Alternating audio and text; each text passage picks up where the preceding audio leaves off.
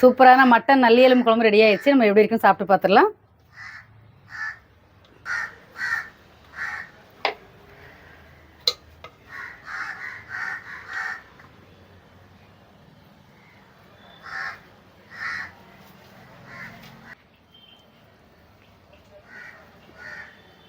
Taste அட்டகாசமாக இருக்குது.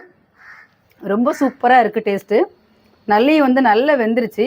அப்படியே கறியெல்லாம் தனியாக பிரிஞ்சு வந்துச்சு. அந்த அளவுக்கு வெந்திருக்கு.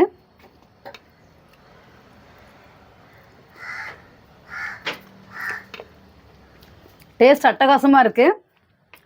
இட்லிக்கும் நல்லி எலும்பு குழம்புக்கும் டேஸ்ட் வந்து அடிச்சுக்க முடியாது. அவ்வளோ ஒரு சூப்பராக இருக்குது. ரொம்ப ஈஸியாகவும் செஞ்சிடலாம் அந்த குழம்பு.